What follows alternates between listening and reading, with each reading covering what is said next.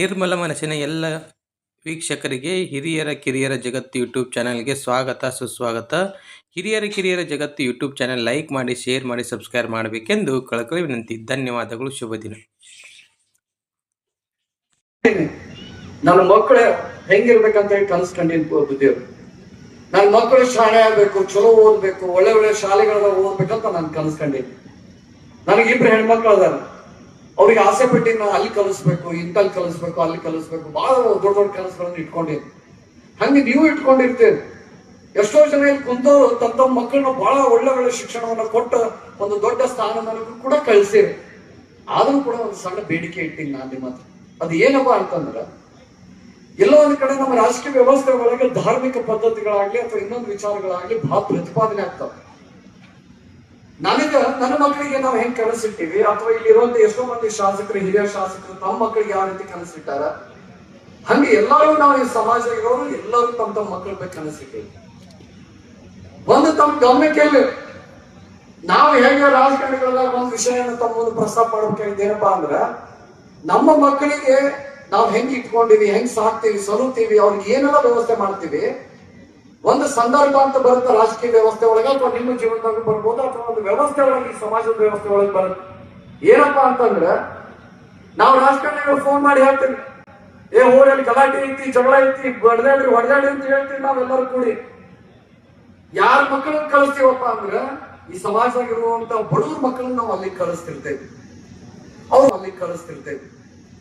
ಅವ್ರು ಹೋಗಿ ಅಲ್ಲಿ ಹೊಡೆದಾಡ್ತಾರೆ, ಎಲ್ಲ ಆಗತ್ತೆ. ಹೋಗಿ ಅವ್ರು ಜೈಲಿಗೆ ಹೋಗ್ಯಾರೋ, ಇನ್ನೊಂದ್ ಕಡೆ ಹೋಗ್ಯಾರೋ, ಅದು ನಿಮಗೂ ಗೊತ್ತು, ನನಗೂ ಗೊತ್ತಿದೆ. ಅದನ್ನ ಬಿಡಿಸಕ್ಕೆ ಯಾರು ಬರ್ತಾರಪ್ಪ ಅಂತಂದ್ರ, MLA ಬಂದು ನಾ ಏನ್ ಅದನ್ನೆಲ್ಲ ನಾನೇ ಬರ್ತೀನಿ, ಅದನ್ನೆಲ್ಲ ನಿಂತು ನಾ ಬಿಡಿಸಿ ನಿಮ್ಗೆಲ್ಲ ಶಬ್ಬಾಷ್ಗಿರಿ ಹೇಳಿಸ್ಕೊಂತೀನಿ. ನಾನೇ ಒಬ್ಬ ಹೀರೋ ಆಗ್ತೀನಿ, ನಾನೇ ಒಬ್ಬ ದೊಡ್ಡ ಮನುಷ್ಯ ಆಗ್ಬೋದು ನಿಮ್ ಕಣ್ಣಾಗ. ನೋಡ್ರಿ, ನಮ್ ಕಸ್ದಾಗ ನಾವು ಜೈಲಿಗೆ ಹಾಕಿದ್ರು, ಅವಾಗ ನಮ್ಗೆ ಉಳಿಸ್ಕೊಂಡ್ಬಿಟ್ಟೆ ಸಾವುಕಾರ ಬಂದು ಜುಮ್ಮನ್ ಕಟ್ಟಿ ನಮ್ಗೆ ಉಳಿಸ್ಕೊಂಡ್ಬಿಟ್ಟೆ ಅಂತ ನೀವು 10 ಮಂದಿ 1000 ಮಂದಿಗೆ ಹೇಳ್ತೀರಿ. ಅದು ನಿಮ್ಮನ್ನು ಉಳಿಸಿರಂಗಿಲ್ಲ. ನಾನು ಒಂದು ಹೆಜ್ಜೆ ಜೈಲಾಗ ಹಾಕ್ಸಿರ್ತೀನಿ. ನನ್ನ ಮಕ್ಕಳನ್ನ ಹಂಗ್ ಮಾಡಂಗಿಲ್ಲ. ನನ್ನ ಮಕ್ಕಳಿಗೆಲ್ಲ ನಾವು ಸ್ಕೂಲಿಗೆ ಎಲ್ಲಿ ಕಳಿಸ್ಬೇಕು, ಏನ್ ಇನ್ಶೂರೆನ್ಸ್ ಮಾಡಿಸ್ಬೇಕು, ಯಾರ ಮುಂದೆ ಫ್ಯೂಚರ್ನಾಗ ಏನೇನು ಆಗ್ಬೇಕು, ಅವ್ರಿಗೆ ಎಲ್ಲಿ ಟ್ಯೂಷನ್ ಕೊಡಿಸ್ಬೇಕು, ಎಲ್ಲಿ ಕಾಲೇಜ್ ಹೋಗ್ಬೇಕು, ಏನ್ ಕಲಿಬೇಕು, ಹೆಂಗಿರ್ಬೇಕು, ಹೆಂಗ್ ನಿಂದಿರ್ಬೇಕು, ನಾವು ಪ್ರತಿ ದಿವಸನೂ ನನ್ನ ಮಕ್ಕಳ ಬಗ್ಗೆ ಕನಸು ಕಾಣ್ತೇನೆ ವಿನ ನಿಮ್ ಮಕ್ಕಳ ಬಗ್ಗೆ ನಾನು ಕನಸು ಕಾಣಂಗಿಲ್ಲ. ಇವೆಲ್ಲ ಜಾಗೃತಿ ಮೂಡಬೇಕು.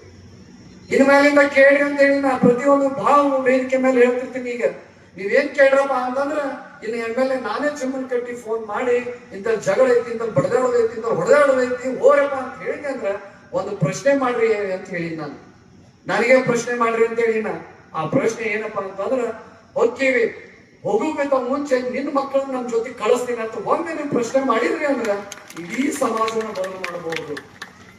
ನಮಗ್ ಜಾಗೃತಿ ಮೂಡಿಸ್ಬೇಕಾಗಿದ್ದೆ ಏನ್ ಗೊತ್ತಾ? ಜಾಗೃತಿ ಮೂಡಿಸ್ಬೇಕಾಗಿದ್ದೇನಂದ್ರ, ಈ ಸಮಾಜದ ಒಳಗೆ ನಮ್ಮ ಮಕ್ಕಳಿಗೆ ನಾವು ಶಿಕ್ಷಣದ ವ್ಯವಸ್ಥೆ ಹೆಂಗ್ ಕೊಡಾತೀವಿ, ನಾವು ಸಂಘಟನೆ ಹೆಂಗ್ ಮಾಡಾಕತ್ತೀವಿ, ಯಾವ ರೀತಿಯಾಗಿ ಬದುಕಾಕತ್ತೀವಿ, ನಾವು ಬರೀ ಸ್ಕೀಮು ಇನ್ನೊಂದು ಅದಲ್ಲ. ಇದಕ್ಕೆ ಒಂದು ಅಂತ್ಯ ಆಡುವಂತ ವ್ಯವಸ್ಥೆ ಆಗ್ಬೇಕಲ್ಲ, ಬಡತನಕ್ಕೆ ಒಂದು ಅಂತ್ಯ ಆಡುವಂತ ವ್ಯವಸ್ಥೆ ಆಗ್ಬೇಕಲ್ಲ. ಈ ವಿಷಯಗಳು ಪ್ರತಿಪಾದನೆ ಆಗ್ಬೇಕು. ಜಾಗೃತಿ ಸಮಾವೇಶ ಒಳಗೆ ಇಂಥ ವಿಷಯಗಳು ಪ್ರಸ್ತಾಪ ಆಗ್ಬೇಕು. ನಮ್ಮ ಮಕ್ಕಳಿಗೆ ನಾವು ಯಾವ ದಾರಿ ತೋರ್ಸಾಕತ್ತೀವಿ, ಅವ್ರು ಯಾವ ಕಡೆ ಹೊಂಟಾರಿ, ಹೆಂಗ್ ಹೊಂಟಾರಿ, ಏನ್ ಮಾಡಾಕತ್ತಾರ ಅವರು, ಈ ವಿಷಯಗಳು ಅವರಿಗೆಲ್ಲ ಪ್ರತಿಪಾದನೆ ಆಗ್ಬೇಕು. ಯಾಕಂದ್ರೆ ಜಗತ್ತು ಒಂದ್ ಕಡೆ ಹೊಂಟೈತಿ, ನಾವೊಂದ್ ಕಡೆ ಅವ್ರಿಗೆ ತಳ್ಳಾಕತ್ತೀವಿ. ಅದು ಆಗಬಾರ್ದು. MLA ಮಕ್ಕಳಾಗ್ಲಿ, ಮಂತ್ರಿ ಮಕ್ಕಳಾಗ್ಲಿ, ಸಂಸದರ ಮಕ್ಕಳಾಗ್ಲಿ, ಅವ್ರು ಹೆಂಗ್ ಓದಾಕ ಇರಾಕ ಆರಾಮದಾರ, ಹಂಗೆ ನಿಮ್ ಮಕ್ಕಳು ಕೂಡ ಬದುಕಕ್ ಕಲ್ತ್ರ ಮಾತ್ರ ಈ ಸಮಾಜ ಅವಾಗ ಸುಧಾರಣೆ ಪ್ರಯತ್ನ ಆಗತ್ತಂತೆ ಅಂತ ನಾನು ಭಾವಿಸ್ಕೊಂಡಿದ್ದೆ. ಧನ್ಯವಾದಗಳು. ಶುಭ ದಿನ. ಸರ್ವರಿಗೂ ಒಳಿತಾಗಲಿ. ಎಲ್ಲರಲ್ಲಿ ದೇವರು ನೋಡೋಣ. ಸರ್ವೇ ಜನ ಸುಖಿನೋ ಭವಂತು.